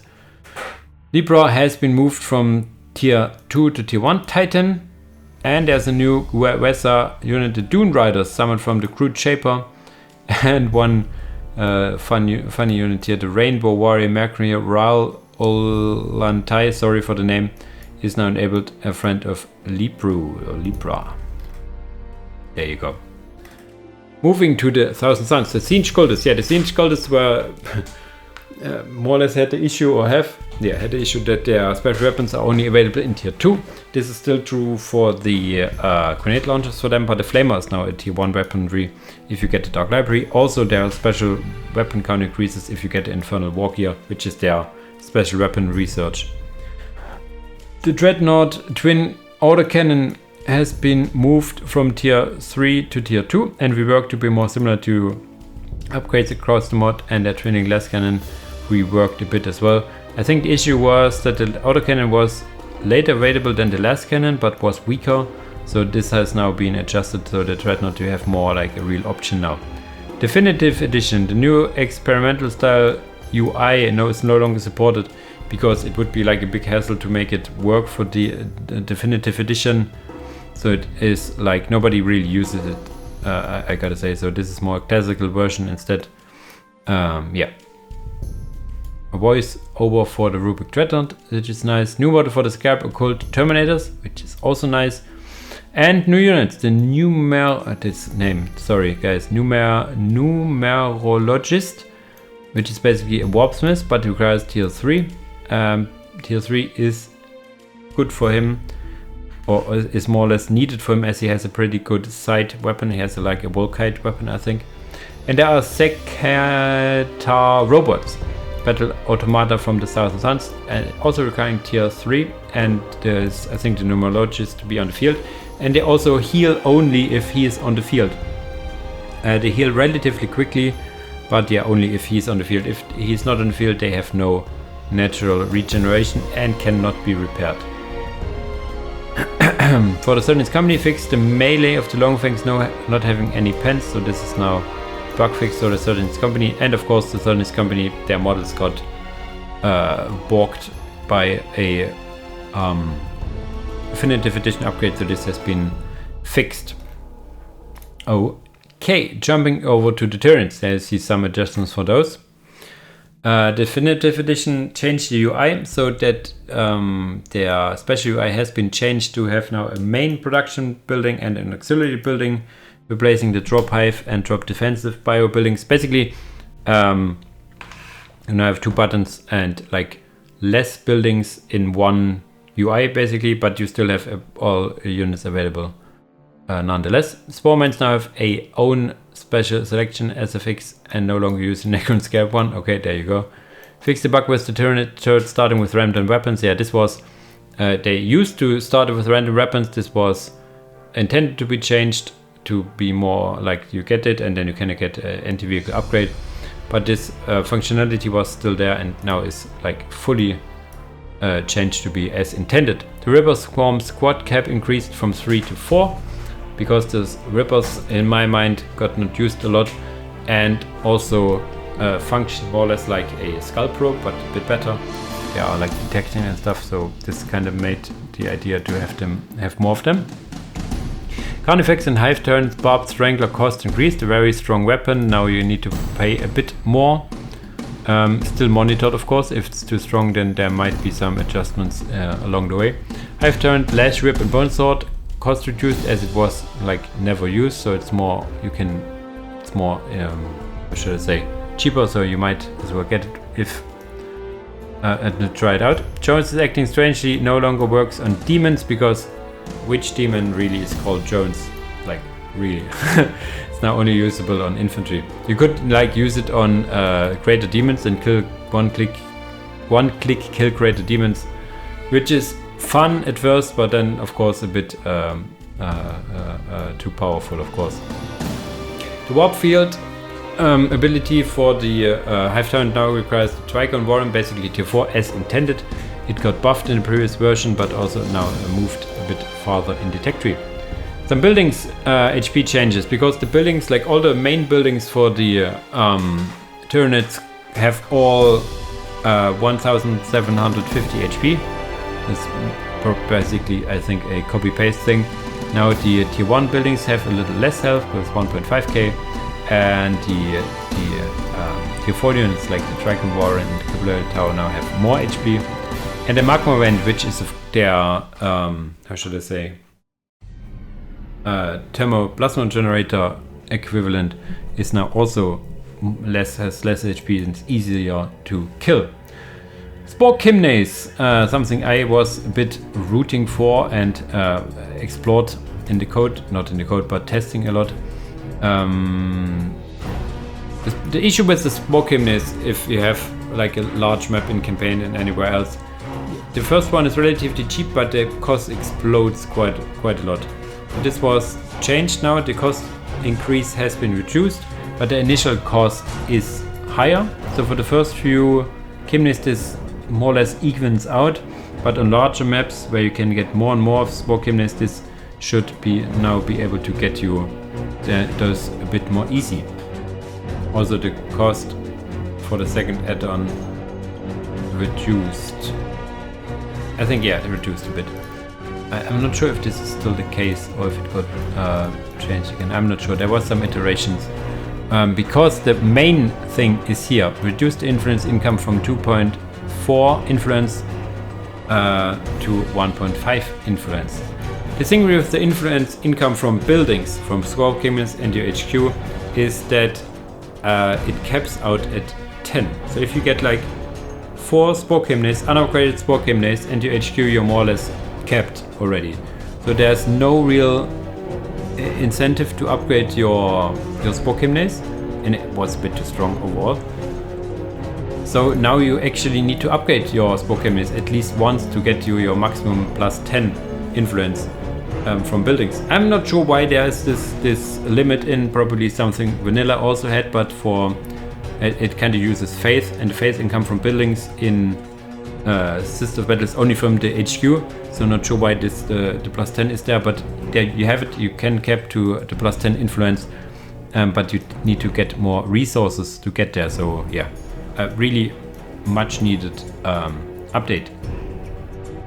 Remove the requisition income reduction from the Capillary Tower, which is important because this was balking the late game economy for them a bit. And as you need to now get a bit more picky with your influence income, some of the high influence cost upgrades has been reduced in cost, like these are the building upgrades. They are generally more cheaper now. These are like the Synapse Aura and Toxic Miasma upgrades for the buildings. They are now cheaper. Ripper Swarm, Toxin Sex are now cheaper in general. Ripper Swarm Leaping also a bit cheaper, mostly in influence. Warrior Brute and Trinal Clans also cheaper. and Hive Tyrant Toxic Miasma also cheaper, and mostly in influence you see here, as you are now getting a little less influence by default. Warrior Brute Extended Carapace, very high on the influence cost, still very high on the influence cost, but not as high. And for the Hive Tyrant upgrades like the Implant Attack and Wings also reduce the influence. Because, yeah, you will see something else later on. Here, the Cavalry Tower now also has a way less influence income. The Cavalry Tower uses the system to bypass the plus 10 limit and used to give you an absurd amount of influence. Like you get plus 10 from the buildings normally, and then you get plus 24 from the tower. Yeah, this is yeah, it still doubles your influence income, but like before it was like you were saving up all the influence to the later tier to get the Cavalry Tower and then like spam all the influence stuff ever. It still kind of works like that, but not as much. And yeah, to circumvent or to make up for the less influence, you will get like these upgrades were made cheaper on influence. So very interested to see how this works, pans out in the end. Slight rework of the Pain Honor Guard runs of the corresponding Tyranid units, so they get some stuff like earlier. The thing with some Honor Guards in general is that they get like a special weapon upgrade without tier requirements, stuff like that. So this is now done for some of the Tyranid Honor Guard units overall. Revenant, Warrior, Hellfax and Hive Tyrant Devourer morale damage is set to 8. I think it was a bit too high, so that the Devourer, and what is the other weapon? The other weapon has this little AoE effect that is more of a flamer, so dealing more morale damage, and this Devourer has now more or less morale damage, working more like a standard weapon upgrade, you could say. Fix some sound bugs for the buildings, which is nice. And Hive Tyrant and Command Selection menu now has the correct Hive Fleet Kraken colors. There you go. Okay, we are more or less closing in. Here we are at the Vostroyan Firstborn. Their Grand Cannon is now grander, you could say. Has more damage, less higher reload, however, bigger AoE, more range, which is most important for this big tier 4 emplacement. But as it is now a bit more, a bit better, now also costs a bit more. The Shitskoy detection range increased a bit. The Skiller light tank can now be transported by high-end gunships, which is more like a lore thing, but also a nice gimmick. Hunter's training cost reduced. This is an upgrade. And the pop cost reduced from the Hunters as well. So you still have a limited of 5 Hunters, but this in particular makes it easier in tier 2 to get Harmony out. Because having like 2 Hunters already meant you have 4 pop costs in infantry. And yeah, makes it relatively hard to get Harmony bonus in tier 2. This makes it a bit easier. Enhanced Recon upgrade, which is for the Hunters for their infiltration, basically now costs as much as the infiltration research for scouts, and no longer gives them some reload time reduction. The reload time reduction they get from the radar tower actually is still there, of course. Tesla Korps moved to tier 3, so they are more or less similar to the other tier 3 big turrets. The Sturm Vornicki Taborite grenades reworked. There was some issue with their overall performance and also a visual issue, so this now got changed and fixed. The Tesla reactor generation reduced from plus 12 to plus 11, which is still more than the standard reactor. Thus the cost got increased to make up for it. The tier 2 HQ add-on now requires either the Vostroyan barracks or the radar tower. This is something to make like the radar tower opener a bit more viable, which is currently not viable at all. Another thing to make it more viable is that the Lord Regen requires the barracks or the radar tower, so in the radar tower opener you still can get a Lord Regent. The sentry gun power cost reduced. This is their tier 1 turret. Can cause also now minor suppression, but the bit kicker is the power cost reduction. So if you go for a turret rush, you have some power left to repair it. Not much, but you can repair it a bit, because like in these kind of turret rushes, you do not build a generator because look at the cost of the turret. You're not gonna afford a generator with this opener. So this now makes it possible to make a turret rush and repair it a bit. The gun for the heavy shock trooper bombardment could change from an auto gun to a semi-automatic shotgun. Stats accordingly changed, causes no knockback. So basically, the Bombardier kit is when he gets his shoulder-mounted missile launcher and has, instead of a auto gun, now a shotgun, which is kind of cool. The Firstborn squad is pretty strong for a guard unit, so they got reduced in damage a bit. It's always hard to balance these, so small steps at a time. The Molotov cocktail, however, no longer requires tier 2, just a radar tower. So you can have a very strong tier 1.5 if you want to have it. The fortification research also now affects survival turrets, Tesla coils and a grand cannon, which is nice. So the fortification research now more or less work for all different defensive buildings you have.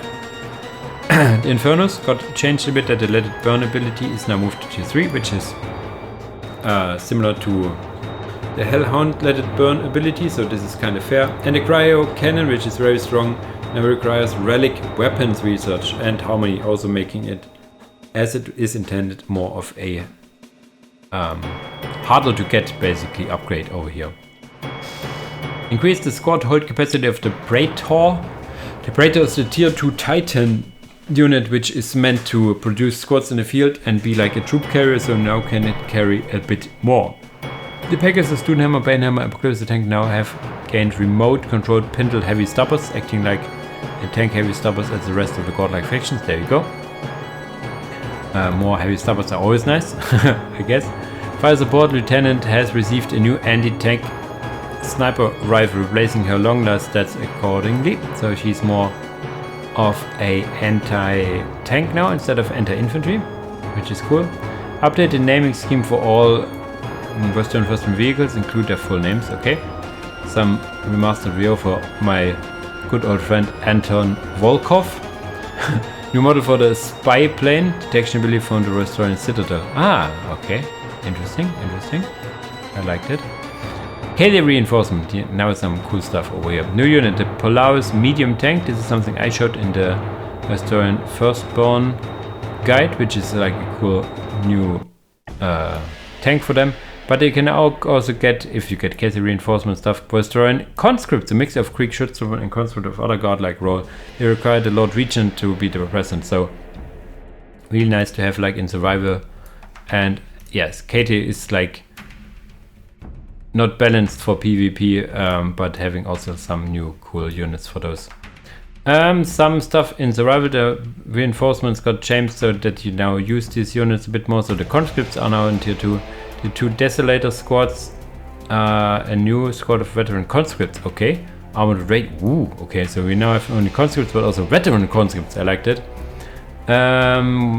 Is one Chimera Terminator, I think we had it already. Mercador and Banehammer and the Void Shriek Lieutenant squad. I think this was earlier in tier 3 or stuff like that. Which is basically the Void Shriek Lieutenant but in a squad. The Internet Castellan robots has reached the complete new model and voiceover, also shown by me already in the Vostroyan Firstborn guide. And remove the cost from the self-destructibility, which is I think fair. You pay for the model, so if you self-destruct a model you have to get it back, so you pay for it this way.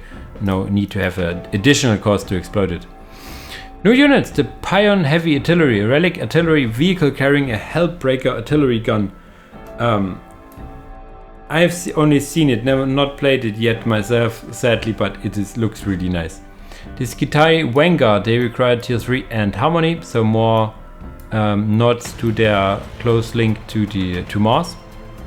And the Kirov airship, so for Kirov, Anton Kirov, I guess. A long-time request for the community, acts as a critical point unit for the Vostroyan Firstborn.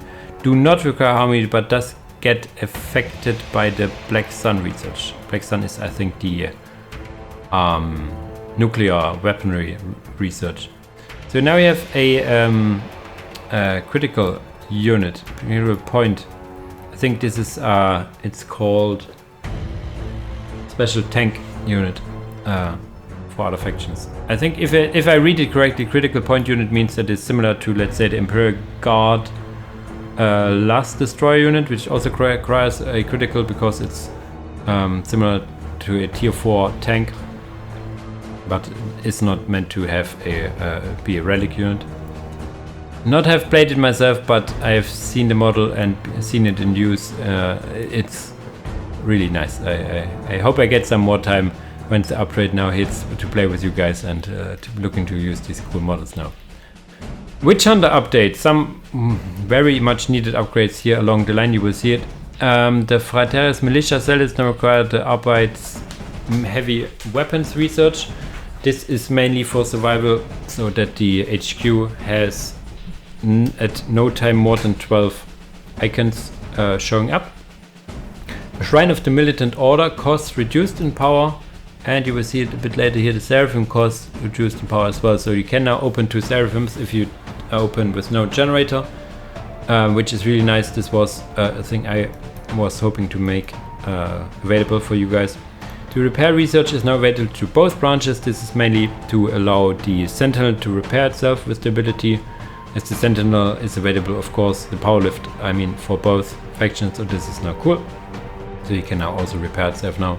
Survival total is now the heavy flamer as intended, fixing any leftover from older versions. So you get not the quote-unquote sister of battle turret anymore, you get the big spinny turret now, which is has been buffed in the previous versions to act like, to make, how should I say, to work as intended. Plus Promethean add-on for the turret is now increased in cap as well. And the Sentinel, there was some issue, let's say, with the Sentinel, as the vehicle cap increase got the research for it got moved to tier 2, because you can get more repressors later on with that now. The Sentinel had a weird position that they were available in tier 1, but you could not get them as they require population cost, basically as vehicle population. So they get now completely moved to tier 2. They no longer require the Shrine of the Militant Order, so they're more or less available right away. Reduce their building cost as well and buff their standard damage, their standard flamer. As it is now tier 2, it can have more power. And then in general, the Sentinel functions as these kind of early tier 2 vehicles. There are different factions that have these early tier 2 vehicles. Let's say Imperial Fists and Salamander laser units. You can get them without having a vehicle production building, but you would need to get the vehicle cap increase to get them. So you can get vehicles without getting the vehicle facility. And this is now for the Sentinel, its role over here. Yeah, the Crusader stuff got reported that they are too strong, and there's quite a lot of adjustments to make them more fair now. Most importantly, their squad size got reduced because they have like melee and range damage resistance aura to stack with more models you have. So basically the max stack got now reduced from 6 to 5. Increased production costs now as well, and reinforcement, so they are generally more expensive, and their range damage resistances got removed, the melee and range. They still stack, but only 5 times, and do not stack as high. To make the Inquisitor Command Squad Crusader also kinda similar, it's in turn got a bit cheaper, but its buffs got reduced quite significantly, so this makes the Command Squad also more fair. One request from the community, which kind of makes sense, was that the flashbang grenades for the melee Arbeits now require the Repressor Depot add-on, which is kind of like, you could think of it as an armory basically, or a tactical control. So these grenades now require a tactical control, which kind of makes sense. And one thing I was thinking about to make the martyrdom more, that you can feel it more, basically. The martyrdom values were very low for the most part, and now they got increased. Basically, not going to all of it in detail, but you see, I mean, the Molnus is very special as it is a commander, a tech marine, you could say, kind of. So he gets more HP and more morale. In general, we see that the morale bonus you get is a big a lot higher now, as you could think of. It's like martyrdom. You killed a lot of my fellow sisters, so I fight now harder. Kind of makes sense that they are not breaking as easily because they are like the sellers like that. The commander HP bonus is now generally 5, and for the infantry you can see that generally the morale bonus is 1.5 now for all. Basically tripling their morale bonus for the squad.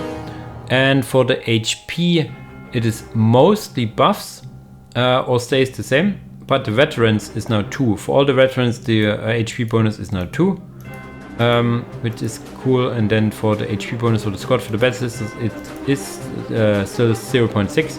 Seraphim's got a bit reduced to 0.7, so you have like the standard unit, and then the little more higher, the tier 1.5 unit is 0.7.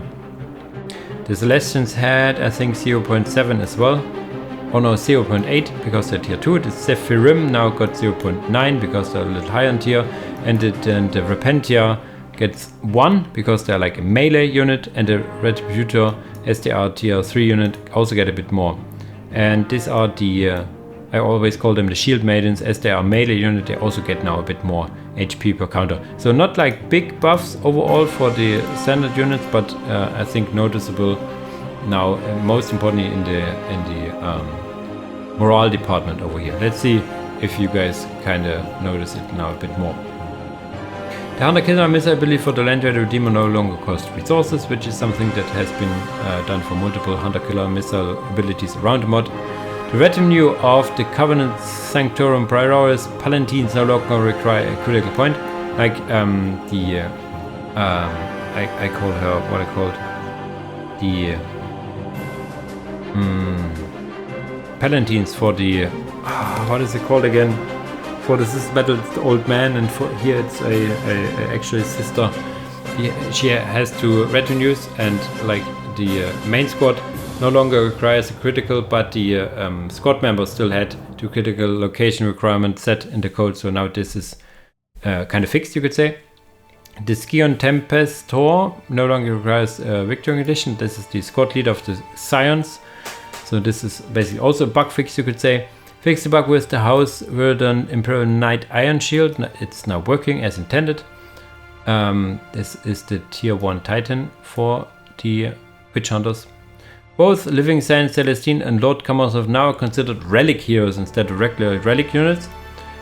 This is kind of to make it like some people has requested that you can have Celestine and the Land Raider and Karamazov and the Thunderhawk available at the same time without making the Land Raider and Thunderhawk a super heavy in a sense.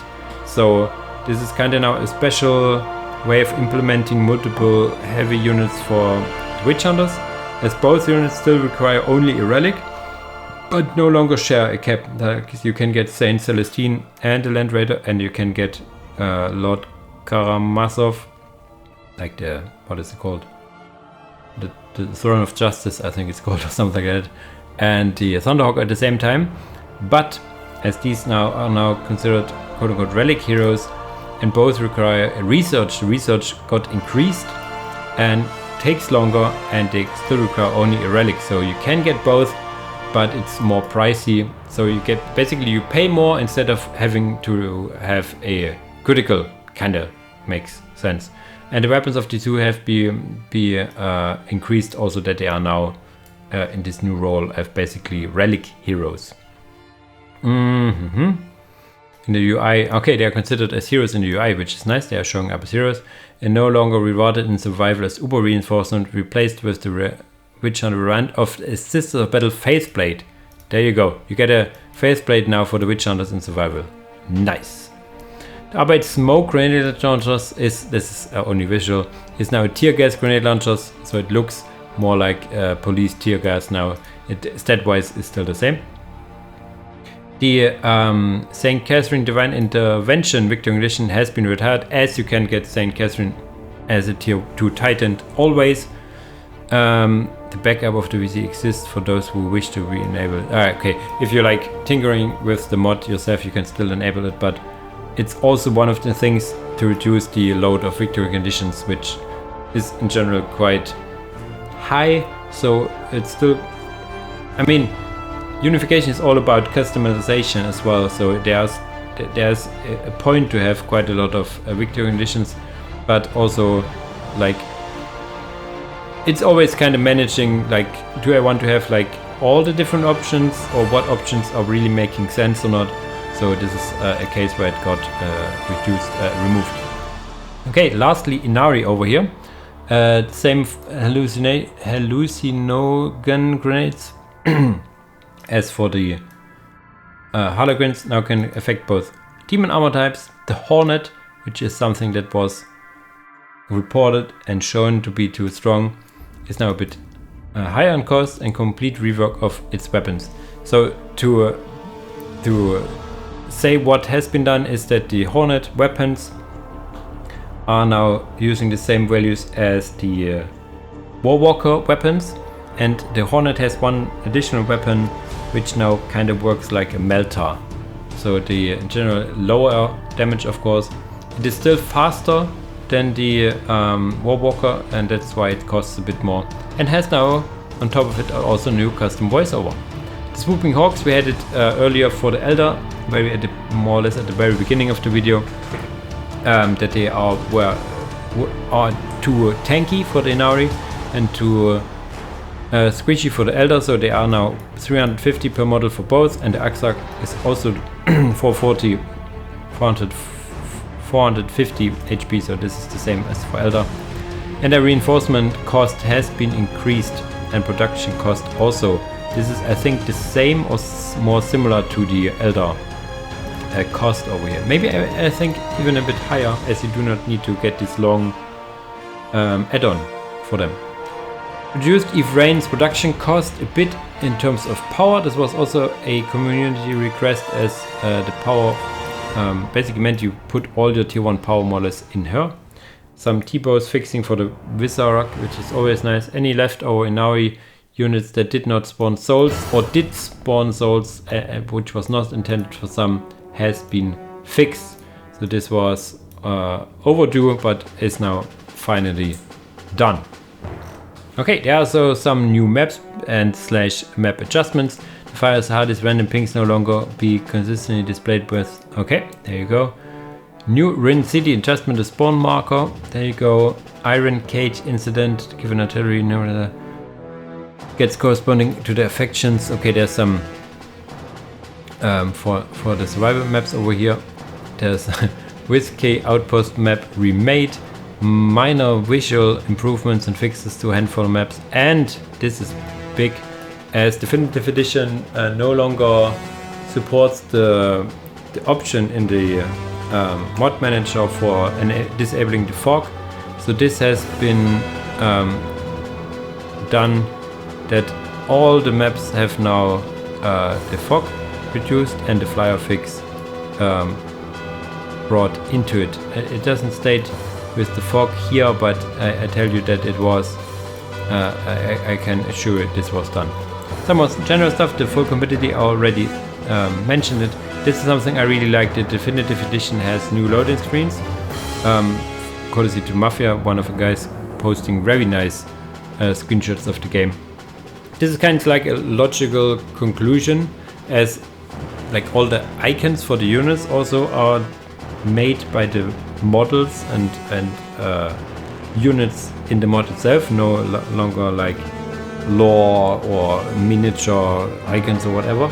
So now we have also the loading screens like scenes from the mod itself, which are really nice to see. I like the new loading screens quite a lot. Missile strafing run abilities in guard factions now spawn an aircraft which launches missiles instead of manifesting from air. Each guard faction has its own "can you find them all?" So you have a little "can you catch them all?" thing over here. A lot of, as for every version, you have these effects and sound effects, reworks and improvements. Scar arrows in the Marconi maps, also something you will see here and there. Quality of life improvements for the Chaos Stronghold, which has some issues if you play it casually, of course. Updated the final wave for the Imperial Fist profile to include Crimson Fist forces, which I really like. completely reworked the Renegade Guard survival profile. There you go, updated Ork survival profile. So like these survival profiles are like always been monitored and updated. Fixed the bug with the chaos placement in survival profile. Like if you have an scar error in any of the survival games, just post it in the Discord, and it helps to fix these kind of things. Smaller updates to other profiles, in particular to upgrading new units in this patch. Something also, as I said, survival stuff is being upgraded like along the way, you could see. And yeah, there's a real fog we see now works in survival and assault. This is mostly the real fog, so basically you can watch everything. So it's now also working here. And two new actually win conditions to win the game. It's the Servitor Hunt, which we had. The Servitor Hunt was a mode we had in Dark Crusade campaign. It's now also in the Unification campaign, and now you can also have it on skirmish settings, which is nice. Power up, construct thermoplasm generators, and on over 50% of the map, then defend them against an attack until the countdown reaches 0. Instead of holding critical locations, now you hold the power thermoplasm generators. The Tyranids victory condition got renamed a bit. Sorry. And one thing that got removed for the auto abilities victory condition.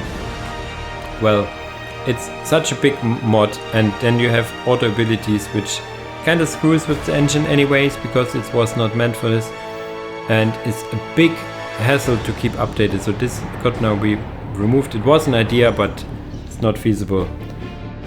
To give my 2 cents personal opinion on it, auto abilities is not a good idea for a game, for an RTS, where you actually play the game, you know, like click buttons, move mouse, click here, use your keyboard. This is how RTS are meant to be played, and not a lack of these, how should I call them, auto play abilities, these idle games for mobile and stuff. So this is a game you have to actually do stuff, and if you do stuff better, then you play better, you know.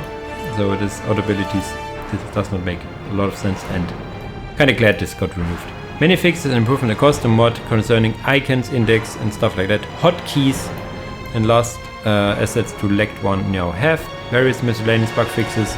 Various AI updates. This is an ongoing stuff. The AI is continuously being monitored and improved in every version. This is like, just to say it again, I said it before, like that the AI is actually able to use every of the single factions in itself is so amazing. And it's not easy to make it work, as you see here. Very smaller art fixes and various type of fixes. This stuff you will always have, because it's such a big mod, so much text, there will always be typos, there will be small art stuff that can be improved. And it's, as I said, in every version improved overall. Okay, almost 2 hours here, and I hope I gave you a good overview of the fixes. A lot of bug fixes, a lot of balance adjustments, a lot of new stuff as well. This got added in the last few months mostly, and yeah, fingers crossed for Relic Definitive Editions that they will not break anymore with their coming patches, because there will be patches. They have said that they will be adding, I don't know, achievements and whatnot. So fine and dandy, but please stop breaking the mods. The mods is what basically keeps Dawn of War alive. It's not only the base game, it is the mods, in my mind, most importantly. So yeah, be kind to modding guys. Overall, again, I want to emphasize again that it was a big effort from the team to make this possible.